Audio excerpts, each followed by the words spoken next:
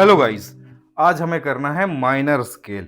जैसे हम लोग मेजर स्केल बजाते हैं, उसी मेजर स्केल में जब हम लोग 3, 6, 7 को फ्लैट कर देते हैं, यानी कि ग, ध और नी को हम फ्लैट करते हैं मेजर स्केल में, तो वो माइनर स्केल बन जाता है। ठीक है, यानी कि हम बोल सकते हैं सी मेजर और सी माइनर। क्या फ़र्क हो रहा है?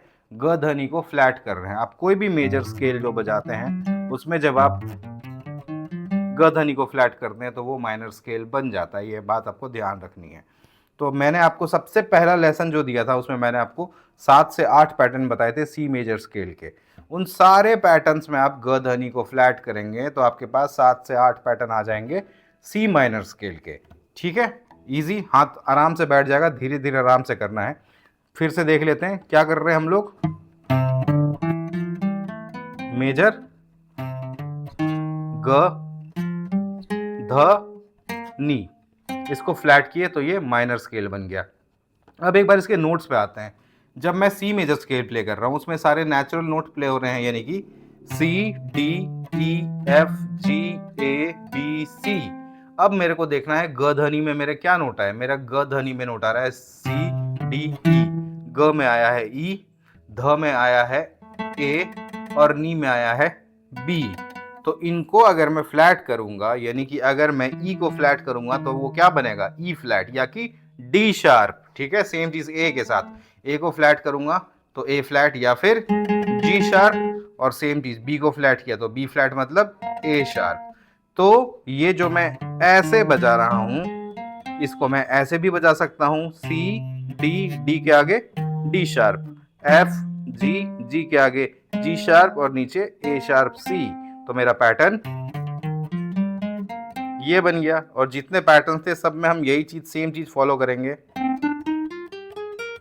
जो भी पैटर्न्स आपको बताए गए थे।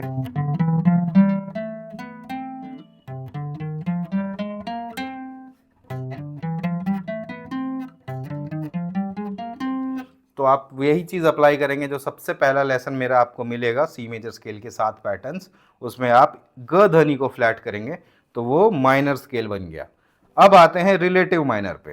रिलेटिव माइनर क्या है? जो आप मेजर स्केल बजा रहे हैं, उसमें जो आपका 6th नोट है, उसको अगर मैं सा मान के स्टार्ट करूं, यानी कि 6, 7, 1, 2, 3, 4, 5, तो ये जो मेरे पास नोट्स आते हैं वो आते हैं रिलेटिव माइनर के। यानी कि जैसे सी मेजर स्केल में 6th नोट है ए, तो अगर मैं वहां से काउंटिंग शुरू करूं तो मेरे पास आया 6, 7, 1, 2, 3, 4, 5 में ए, बी, सी, डी, ई, एफ, जी। तो ये मेरा बना ए माइनर स्केल। ठीक है, तो ध्यान क्या रखना है आपको, जो भी मेजर स्केल आप बजा रहे हैं उसमें जब आप 6 से स्टार्ट करते हैं, 6, 7, 1, 2, 3, 4, 5, तो वो रिलेटिव माइनर होता है। यानी कि हर मेजर स्केल में आपको एक रिलेटिव माइनर स्केल मिल रहा है। और मेजर स्केल में जब आप ग, ध, नी को फ्लैट कर रहे हैं तो वो उसका ही माइनर स्केल बन रहा है। यानी कि सी मेजर सी माइनर, और सी मेजर में 6 नोट होता है ए, तो वो हो गया उसका रिलेटिव माइनर।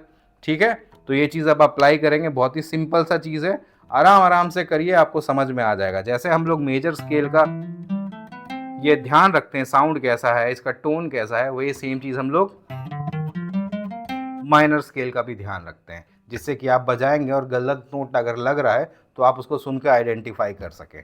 ठीक है, आसान लेसन है, बिल्कुल ट्राई करो। और मेरा यूट्यूब चैनल को भी यार थोड़ा सपोर्ट कर दो। ठीक है, नया नया चैनल है और उसमें सारे लेसन्स मैं डाल रहा हूँ, अभी और भी उसमें मस्त मस्त लेसन मैं डालने वाला हूँ। तो ठीक है, सपोर्ट करो।